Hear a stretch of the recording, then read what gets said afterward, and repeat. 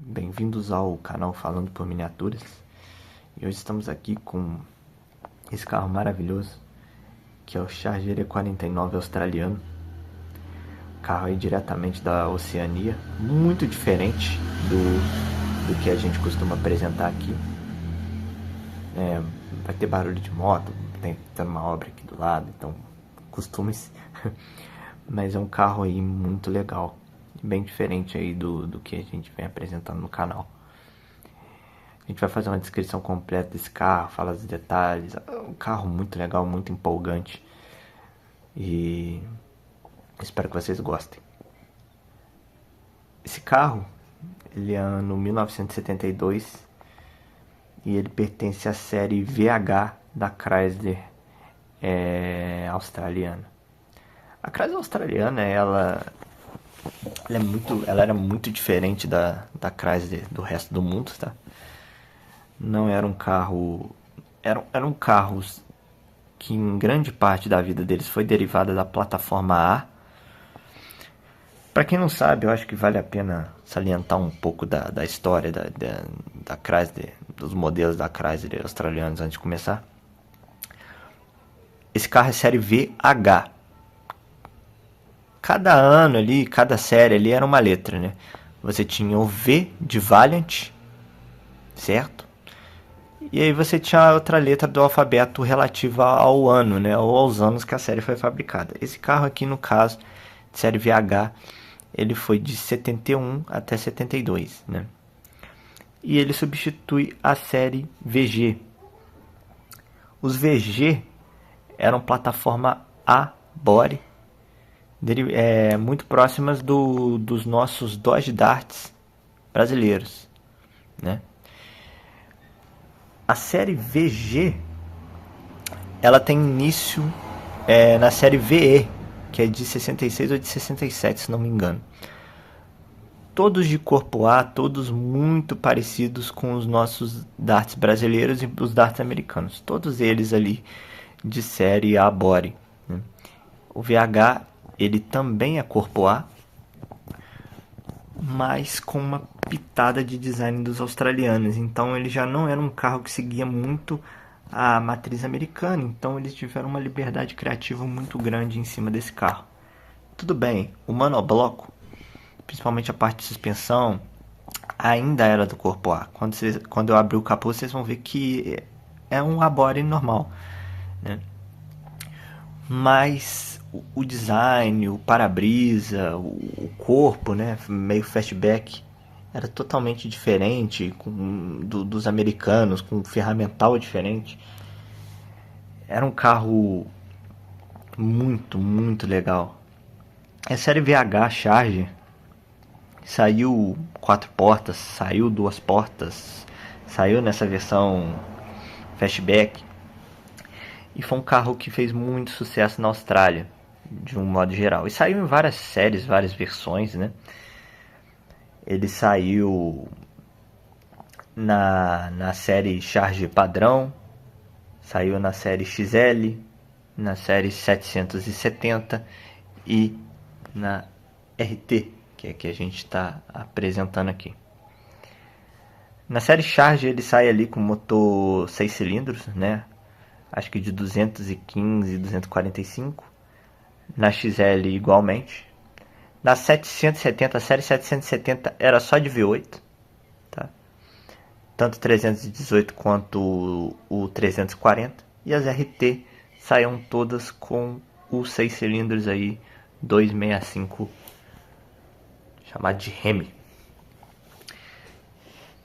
E são os mais raros, né, entre os australianos. Além da série VH, nessa época você tinha uma versão maior que era a CH, que era Chrysler by Chrysler, que era uma versão também derivada do A-body, vou estar deixando a foto para vocês, mas com uma largura maior, um semi-eixo maior, destinado aí aos mercados aí de luxo. A série CH ela foi feita acho que até 77 ou 78. Aí teve a CH, a CJ e a CK. O VH, a série VH, ela vira VJ, VK, e quando o CK sai de linha entre o CL, e o CL era baseado nessa plataforma menor, né? É meio estranho, mas era assim que eles denominavam aí os modelos deles. Esse carro aqui, ele é uma versão RT E49, certo? Ele vem a substituir o... Nossa, passou um carro aqui acelerando. Ele vem a substituir a versão E38. Vem a substituir a versão E38 e a E37 do ano de 71. A principal diferença das versões de 72 é o câmbio 4 marchas. Pode ver que isso aqui é até pintado no paralama do carro. Por quê?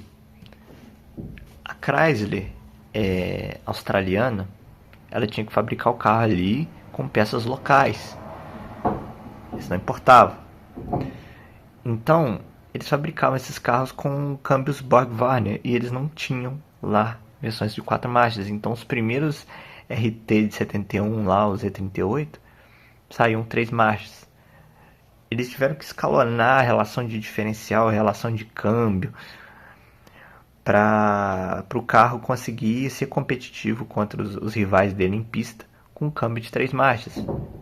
Ele saía muito bem, mas era uma deficiência que foi corrigida em 72 com o câmbio Borg-Warner de 4 marchas. Então esse carro aqui, o 72, é considerado o ápice. O E49 72 é considerado o ápice dos Charger australianos. Era um carro de alto desempenho, muito focado em pista. Não era um carro de rua, sendo feitas apenas 149 unidades aí. É um carro bem raro, bem limitado, né? Agora, depois dessa pincelada geral, acho que vale a pena a gente falar da miniatura aqui. Dei uma pausada no vídeo aqui para fazer uma leve transição. Essa miniatura aqui, ela é feita pela AutoArt, tá? Cara, não tem que falar em questão de qualidade de pintura. A pintura dele é muito perfeita. Aqui a gente tem a grade frontal. Uma tendência de design interessante dos australianos nessa época foi aderir aos faróis quadrados. Na série VJ, esses carros começam a sair com faróis redondos novamente. Então a VH ela é caracterizada por essa frente com faróis quadrados e esses piscas do lado, né? Cara, faróis muito bem feitos, tá? Pera aí, tremeu aqui. Faróis extremamente bem feitos, sendo separados aí pela grade avermelhada. Muito bem feito. O meu para-choque, o para-choque do meu carro tem esses pequenos detalhezinhos desde que eu comprei. Lembrando que eu comprei esse carro usado. Eu vou falar um detalhe especial dele aí no final do vídeo. Aqui a gente tem o emblema Valiant e o Remy 265. Esse carro ele tem um detalhezinho, tá faltando a antena, nunca esquentei a cabeça com isso. Aqui o limpador de para-brisa. As rodinhas maravilhosas, as rodas eram opcionais, eles tinham uma gama enorme de opcionais de roda. E aqui é a visão geral do carro. Maçaneta separada, viu? Faixa muito bem delineada. O carro tem um alinhamento de porta excepcional, tá? Aí, como vocês podem ver, rodas traseiras, muita precisão. Ele tem um desenho estranho, ele é bem diferente dos americanos. Um fastbackzão assim, né? Com um rabetão. Uma tampona meio inclinada, assim, meio caidona. Mas é um belo carro, tá? Os frisos têm um detalhamento incrível. Um photoetch muito perfeito. Aqui o Remy Six Pack. Depois a gente vai estar falando muito sobre esse motor. E aqui a traseira. O charge RT, bocal de abastecimento. Aqui o maçaneta. Os bucais do escape aqui, perfeitos. Não são maciços, são ocos por dentro, ó. Vocês podem ver, ó. Oquinho. Cara, muita qualidade. O para-choque traseiro, diferentemente do dianteiro, tá perfeito. E aqui as lanternas traseiras. Esse carro é lindo de traseira, tá? Não tem como falar que esse carro ele é é feio de traseira. E essas faixas são características aí do Z49. Vejam como o carro é bonito. Aqui a gente tem as aletinhas aqui. Aliás, com bastante poeira. Eu tenho que limpar esse carro melhor. E aqui uma visão frontal da criança. Esse carro é fabuloso, fantástico, incrível e diferente, né? Ele é extremamente diferente aí da média. Até para quem gosta de Chrysler, talvez não venha a gostar tanto desse carro por ele ser diferente, ser mãe inglesa, tem gente que não gosta. Eu, se eu pudesse, teria até mais um. Gostaria de ter mais de um carro desse. Mas são carros meio complicados aí de achar. Notas pro alinhamento perfeito do capô, tá? Não tem uma rebarba, não tem nada. Tudo muito alinhadinho. Tudo encaixa perfeito no carro. Até as janelas são fechadas. Olha como é que a janela ela é alinhada em relação à carroceria do carro. Tudo com uma precisão filha da mãe. Não tem absolutamente nada de errado com questão de lataria. Olha o alinhamento desse porta-mala. A pintura é muito boa. Nada de porosidade praticamente. Então um cisco ali que tem desde sempre. E é tudo muito fino, tudo muito bonito, tudo muito proporcional. É um carro que...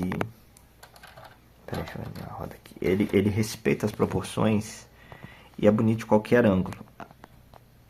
Vejam bem. Como é um carro bem feito. Vou virar um pouco a roda para vocês verem. Se você pega uma foto real desse carro e compara a miniatura, não tem como. Ele é muito acertado, você não tem desproporção de roda, de caixa de roda, que é muito bem feita, muito bem delineada. É com certeza uma grande miniatura de um grande carro, de um grande ícone aí australiano. Agora a gente vai falar um pouco do motor dele, né? E aí que a história começa a ficar mais legal ainda. Gente, com certeza o mais legal desse carro é a parte de baixo do capô. O motor desse carro é o que define essa miniatura como sendo uma das melhores aí. Tá no meu top 10 miniaturas mais perfeitas já feitas. Esse motor tem um nível de detalhamento que é um troço de louco, é de chorar. Eu sempre fui fascinado não só na miniatura, mas no motor desse carro, pela beleza e pela precisão de detalhes, cara. Eu tô tentando pegar um ponto de iluminação aqui que seja bom aqui pra gente começar a comentar um pouco desse motor. Esse vídeo vai acabar sendo longo por causa do motor, porque esse motor tem muita história. Antes de falar a respeito deste motor em específico, vale lembrar como que esse motor, que não foi fabricado nos Estados Unidos, vai parar debaixo de um capô de um carro na Austrália, né? Esse motor, originalmente, foi projetado na década de 60 nos Estados Unidos como uma opção ao Slant Six, né? A intenção deles era substituir o Slant Six, principalmente ali nas caminhonetes, mas os americanos, por motivos de custo, e o Slant Six ele já era um motor consolidado, eles decidiram deixar esse projeto de lado, apesar de ser um motor mais moderno. Mas enquanto isso, na Austrália, ali na década de 60, eles estavam precisando de um motor 6 cilindros para a linha deles ali, que eram os VE lá e tal.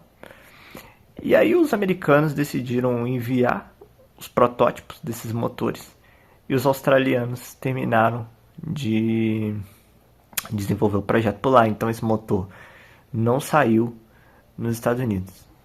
Só a cunho de comparação, aqui está uma foto do Slant Six, que era o americano, e esse aqui era o australiano.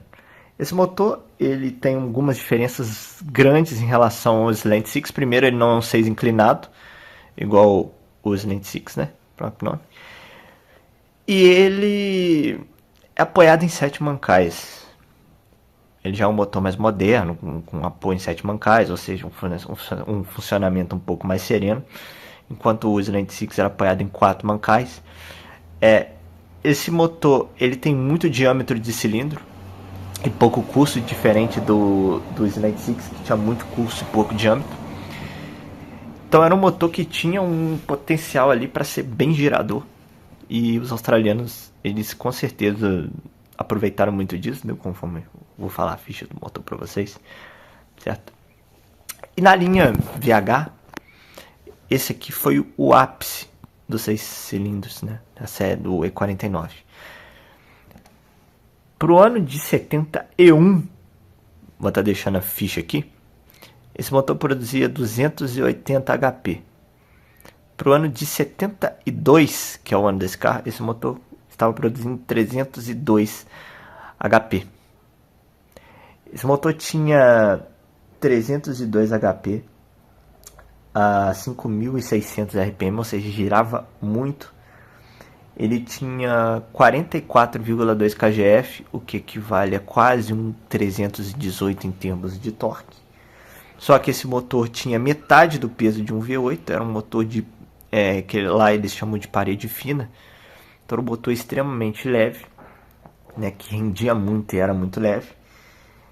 Já falei dos 44 kgf, tinha 10 para 1 de taxa e tinha uma tripla carburação Weber, que era modelo 45 DCOE. Uma história muito interessante sobre a carburação desses carros, gente.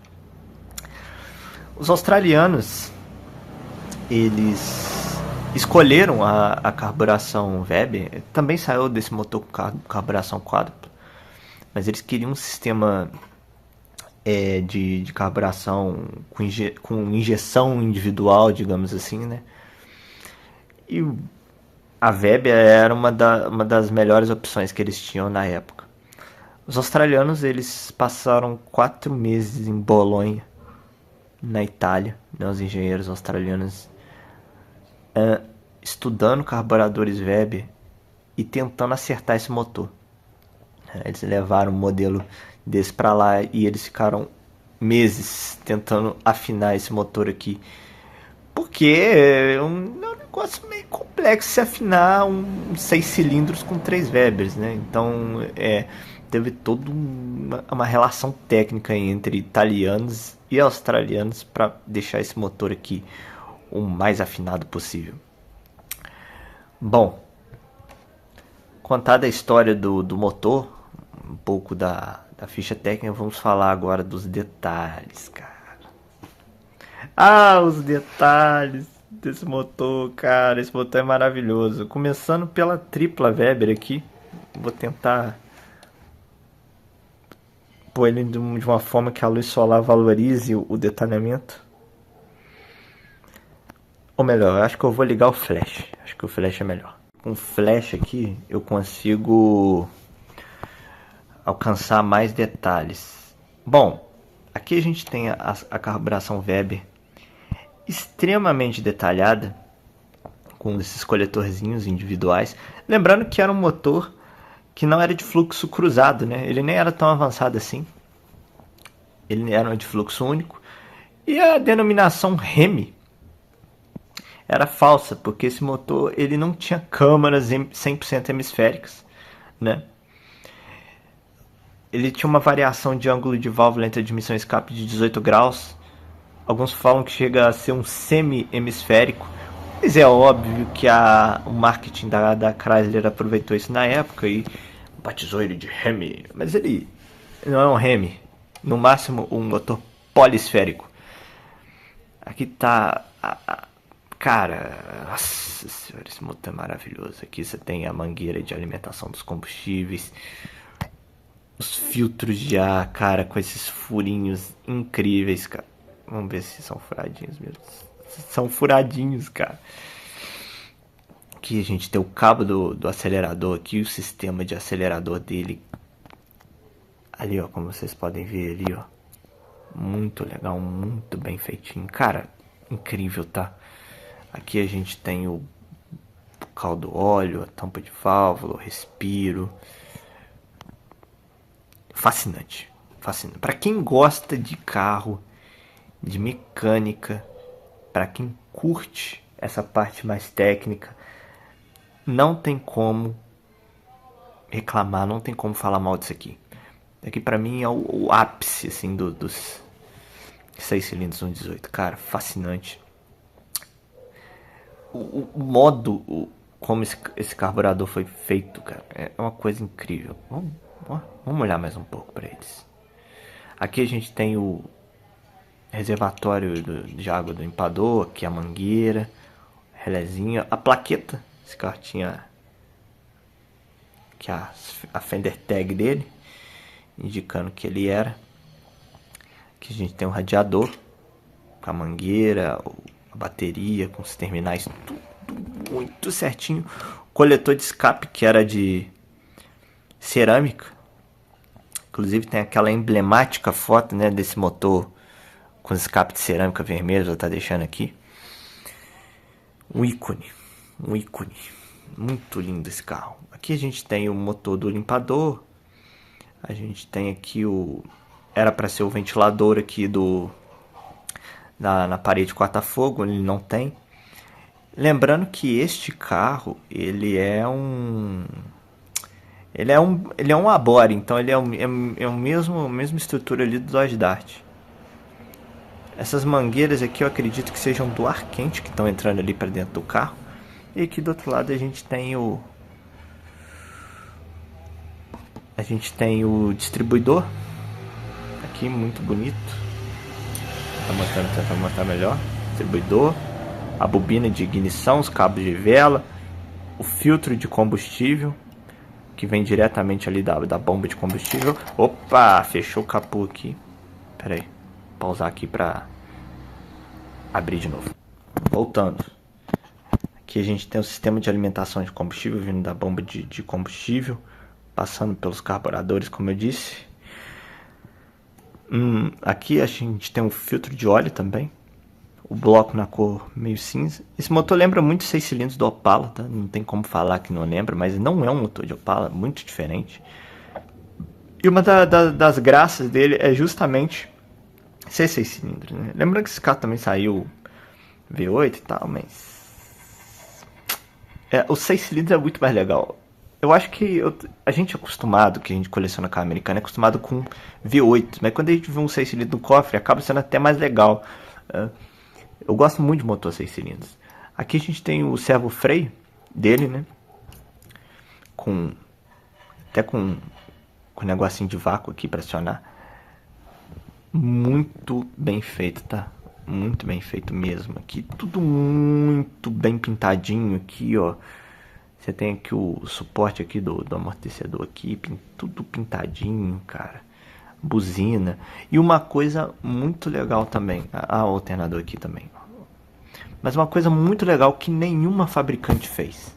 Nem a Highway 61 fez isso, tá? A Highway 61 não fez esse detalhe. Eu acho que vocês já estão imaginando qual detalhe que é. RTL Authentics não fez. Quase nenhuma fabricante faz esse detalhe. Que é a caixa de direção.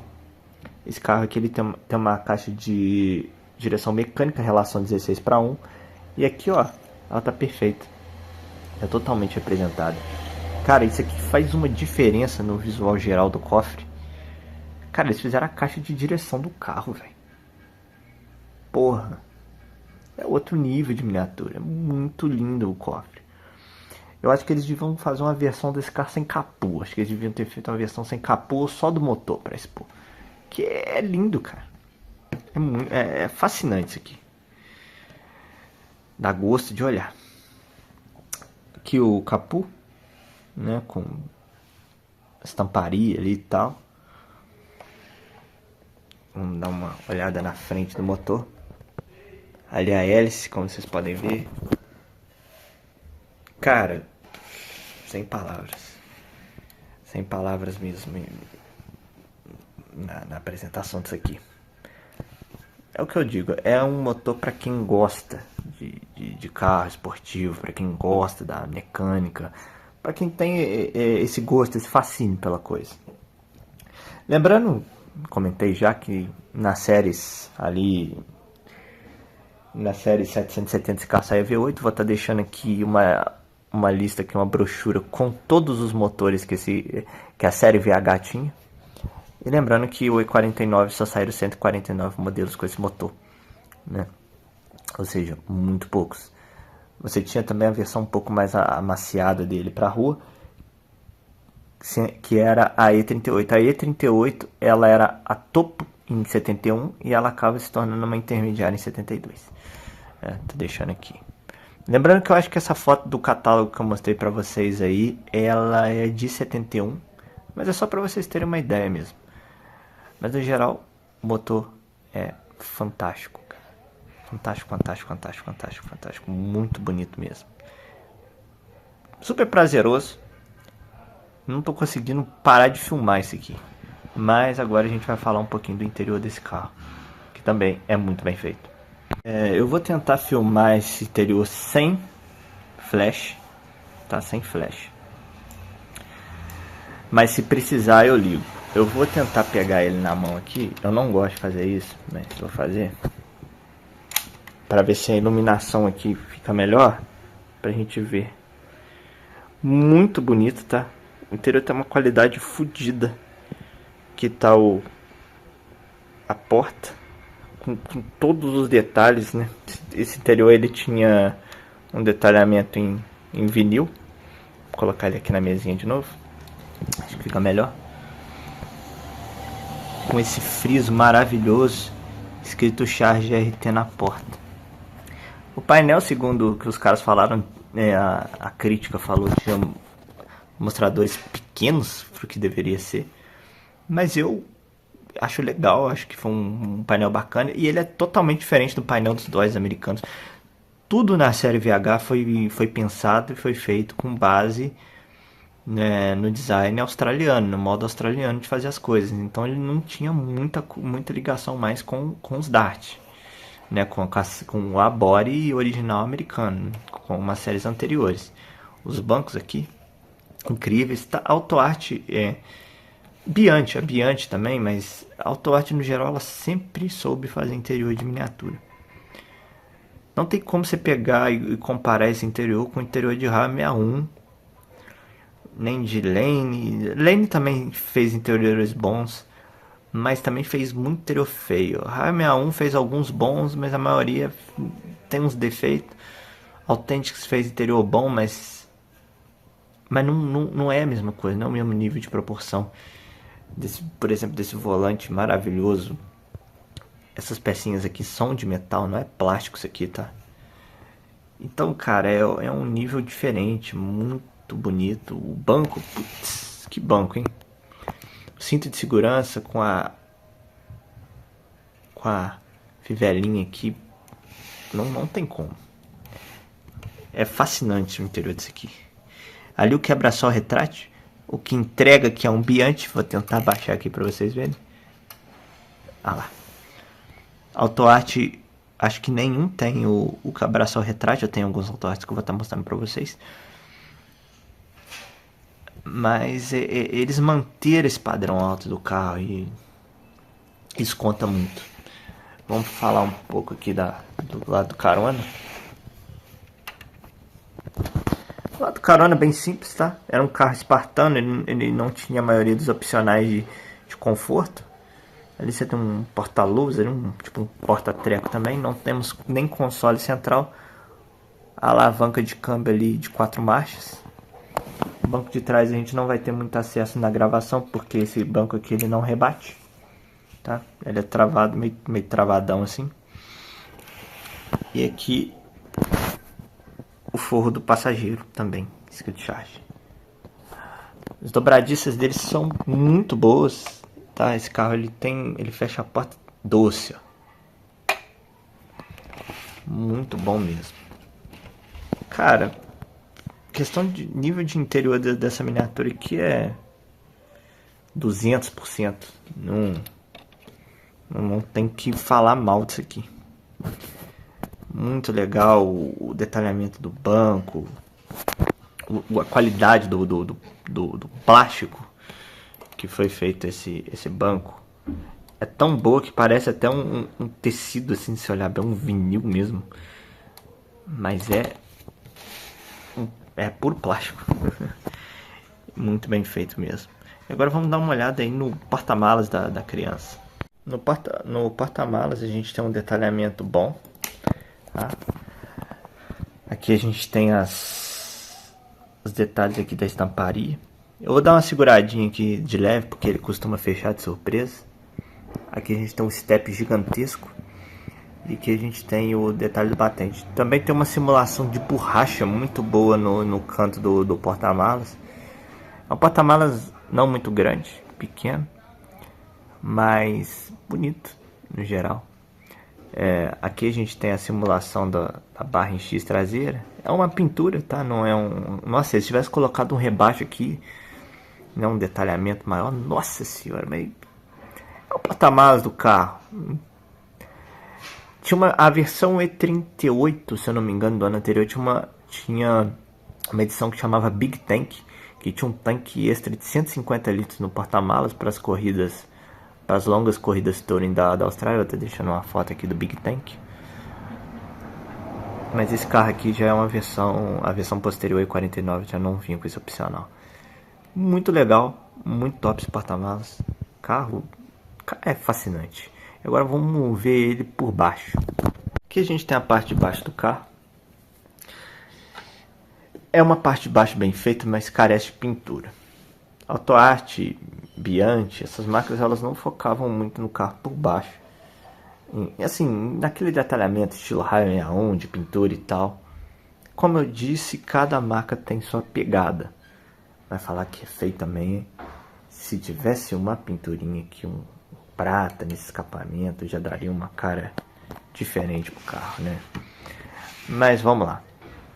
Aqui a gente tem a dedução, a entrega de que esse carro é um Abore, né? Assim como nos Dodges brasileiros, ele tem aqui suspensão por barras de torção, né? Essa parte aqui dianteira do carro é idêntica à dos Dodges de corpo A. Os brasileiros também são assim. Suspensão muito bem feita. Vou ligar até o flash aqui, peraí. Suspensão muito bem feitinha, tá? Não é funcional, eu até prefiro. Barra estabilizadora dianteira, canga do motor, né? Barra de direção. E aqui o famoso câmbio Borg Warner de 4 velocidades. Aqui o Chrysler Charge feito na China, AutoArt. O diferencial aqui é um Borg Warner que podia ser relação 3/23 padrão a 3,50, tá? Você tem 2 amortecedores e uma suspensão traseira fecho de mola. Aqui a gente tem a principal diferença, né? Esse carro ele é bem reduzido, ou seja, ele não tem aquela caixa de step do que tem no Abore, né? Ele já tem um tanque maior. Mas aqui, essas partes aqui do assoalho são muito iguais a do Dodge Dart, né? Do corpo A no geral, do Duster também. É muito bem feito, viu? Eu acho que convém até de trazer o Dart pra gente dar uma olhada assim. O que vocês acham? Vou pegar ele lá. Aqui, como vocês podem ver, tá aqui o Dodge Dart e o Chrysler, né? E aqui a gente consegue ter uma noção dos dois Abore, né? Como vocês podem ver, a suspensão dianteira é praticamente a mesma. O que eu falo, né? Não tem como a gente anular esse modelo e falar que ele é feio por baixo. Ele carece de pintura, coisa que o Dart tem, né? A Raio 61 tinha essa pegada de trabalhar a miniatura por baixo. Marcas mais top, tipo AutoArt e tal, não trabalha tanto essa questão de pintura por baixo, é questão estética, visual. Em compensação, esse carro tem um trabalho de pintura inferior muito bom, mas cara, carece em algumas questões de proporção e tal. Lembrando que esse é um Dart 68 também, que vai aparecer no canal em breve. Mas vamos falar um pouco da suspensão. Aqui, ó, a suspensão dianteira aqui é praticamente igual, ó. Barra de torção nas duas. A mesma longarina que segura, que sustenta a suspensão é igual nos dois carros. A parte dianteira aqui de suspensão é idêntica também, ó, como vocês podem ver. Até a barra aqui também é. Cada uma representava de um jeito, mas vocês podem ver, é praticamente o mesmo carro. Aqui no centro aqui já muda alguma coisa, aqui principalmente aqui, né? Do meio para trás aqui já muda alguma coisa, me estamparia, mas como vocês podem ver é muito parecido. Tá? Nossa, a mulher gritando lá em cima tá foda.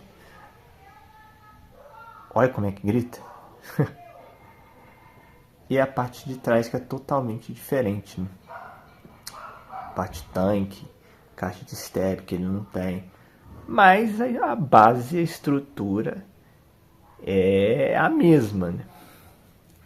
É a mesma. Inclusive no cofre, eu vou mostrar o cofre dos dois.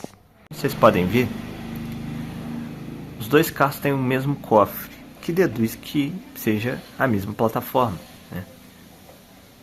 São carros com carrocerias diferentes, com desenhos diferentes, mas com uma mesma base, né? Como vocês podem ver aqui na parede corta-fogo ali, parede corta-fogo aqui é idêntica. Claro, um é mão inglesa e o outro é mão normal, né? Então o ventilador do ar quente desse fica do lado direito e o ventilador aqui tapado fica do lado esquerdo, né? Mas ali, como vocês podem ver aqui no servo-freio aqui, ó, as nervuras são idênticas, né? É a mesma plataforma. Aqui então na caixa de roda, aqui nos paralamas, é nitidamente o mesmo carro, né? A mesma plataforma. Claro, cada um no seu contexto, cada um com seu design, né? Mas até a posição da bateria é igual. Então vamos dar uma olhada nos dois aqui. Aí que legal. Lembrando que esse dartinho aqui vai aparecer mais pra frente, tá?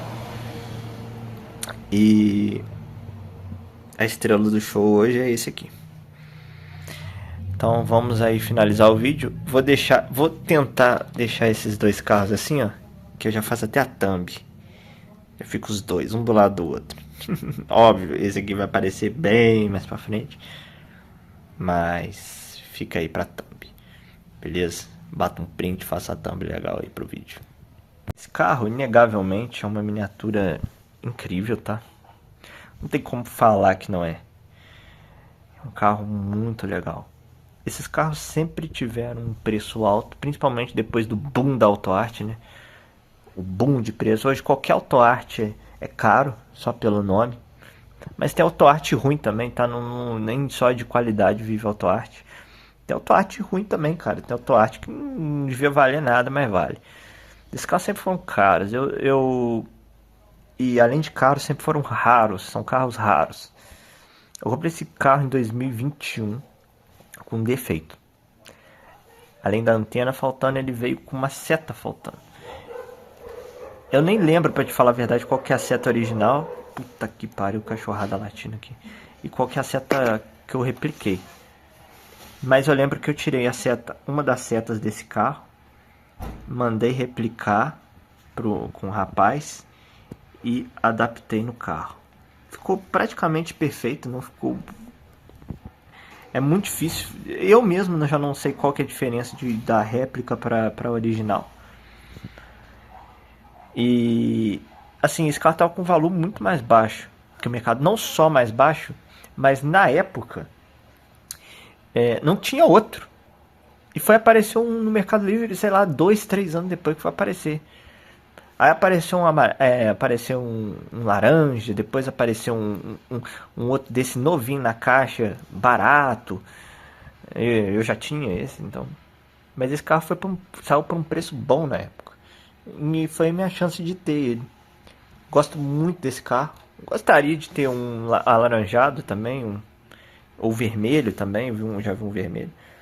Mas são planos futuros, né? Esse carro aqui, por enquanto, me satisfaz muito. A miniatura é ímpar, não tem como falar mal, o carro é 100%, né? E é um carro que eu recomendo para um fã de Chrysler. Cara, se você é um fã de carro de alto desempenho no geral, carros exóticos, eu acho que esse carro cai muito bem numa coleção. Não só de carros americanos, tá?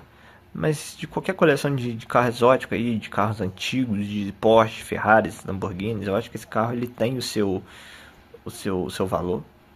Inclusive esse carro, a cunho de curiosidade, esse carro ele tinha uma aceleração de 0 a 100, de 0 a 160, maior do que o 911. Esse carro fazia um quarto de milha em 14,4 segundos e o 911 em 14,7, se não me engano. Né? Ele tinha uma aceleração de 0 a 160 em 14,1 segundos e um 0 a 100 de 6 segundos. Esse carro era extremamente rápido para a época. E é rápido até para os dias de hoje, né? É óbvio que você não vai anular um Porsche por causa desse carro. O Porsche tinha uma dirigibilidade 1000 vezes melhor que isso aqui. Isso aqui era um Dartão Fastback, né? Mas em números aí de potência, de arrancada, do cacete, esse carro ele foi os 6 cilindros mais rápido da sua época. Então a gente tem que respeitar essa criança aqui. É um belo carro e eu espero que vocês tenham gostado do vídeo e até o próximo vídeo.